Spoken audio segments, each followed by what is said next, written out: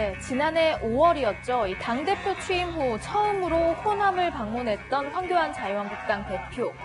당시 당내 의원들의 5.18 관련 망언 논란으로 화가 많이 난 시민들은 물세례까지 퍼부었습니다. 그리고 출마 선언 후 종로 민심 탐방에 나선 황교안 대표는요, 모교인 성균관대를 찾았다가 이 발언으로 또 곤란한 지경에 처했습니다.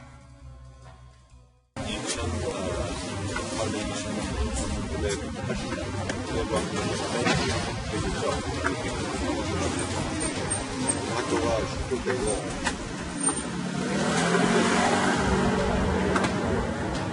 이게 광주 말씀하신 게 맞는 건지. 아니 80년도에 뭐 내가 4학년 때인가 뭐 그런 그때의 시점을 생각하는 것이죠. 그래, 예, 수고해 주십시오. 예. 그러니까 5.18 민주화 운동을 무슨 사태라고 표현하면서 폄훼한 것 아니냐 이런 논란이 벌어진 겁니다. 정치권에서는 비판이 쏟아졌습니다. 이는 황교안 당대표의 삐뚤어진 역사의식을 극명히 드러내는 것이라고 생각이 됩니다. 반역사적, 반인륜적인 행태입니다. 대다수의 국민을 경악케 하는 발언이라고 할 수 있습니다. 뼛속까지 공안검사적 시각을 가지고 있음을 보여주는 것입니다. 아직도 황교안 대표의 역사인식이 신군부가 규정한 광주 사태에 머물러 있는지 묻지 않을 수 없습니다.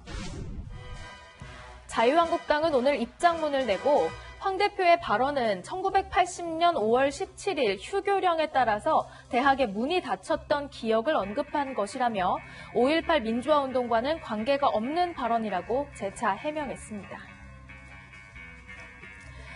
네, 어제 아카데미 시상식에서 봉준호 감독의 영화 기생충이 작품상, 감동상 등 주요 4개 부문의 상을 받으면서 4관왕에 올랐죠.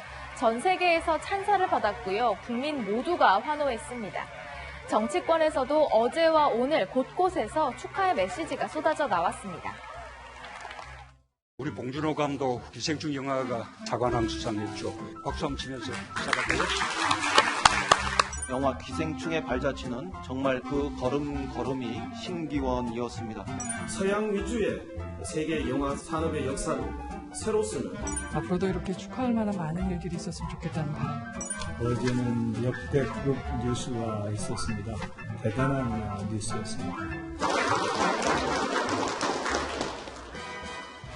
정치권과 여야는 한 목소리로 이 영화 기생충의 쾌거를 축하하면서도 이 기생충 얘기를 상대방을 비판하는 데 활용하기도 했습니다. 역대 최대의 소득 양극화는 물론이고 최근의 집값 양극화 기록들이 거듭 갱신되고 있습니다. 국제영화제 수상의 축하와 영광은 국민들께 돌리고 대통령과 여당은 양극화 해소 정책부터 제대로 챙기기 바랍니다.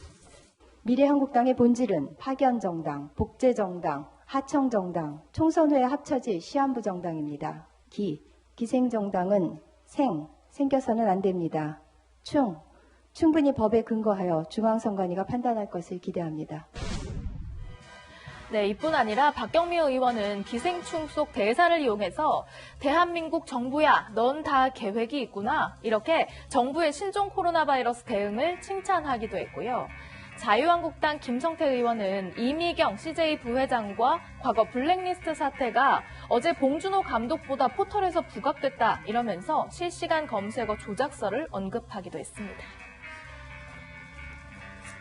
바른미래당, 대한신당, 민주평화당 의원들이 오늘 국회에서 한데 모였습니다. 이른바 호남 3당이 처음으로 통합 논의에 들어간 겁니다. 과거에 집착하지 않고 진영의 논리에 빠져들지 않고 우리 3당이 조건 없이 옥동자를 만들어내는 통합선언 발표가 있기를 기대합니다. 반드시 통합이 필요합니다. 그동안의 어떤 감정이나 시시비비나 이런 거를 모두 뛰어넘어서 저는 밖에서 문을 좀 걸어 잠궈 주기를 바랍니다. 물이나 빵만 좀 넣어주고 오늘 여기에서 결판이 날 때까지 문을 열어주지 말고 바람직한 결론을 도출하는 데 최선을 다하겠습니다. 그러고 보면 이 3명의 의원들은 과거 국민의당에서 한솥밥을 먹었었죠. 국민의당에서 갈라져 나온 뒤에 분열과 내홍을 거듭해온 이들 3당의 통합 논의가 급물살을 탈 경우에 이르면 이번 주 통합선언이 가능할지도 모른다, 이런 전망도 나옵니다. 만약 오는 15일 전까지 3당 통합이 되면 의원 20명 기준인 원내 교섭단체 지위를 회복해서 중앙선관위의 국고 보조금을 받을 수도 있는데요. 다만 대한신당 최경환 대표는 통합을 서두르는 건 돈이 필요해서는 아니다, 이렇게 선을 그은 바 있습니다. 지금까지 순간포착이었습니다. 저희는 60초 후에 돌아오겠습니다.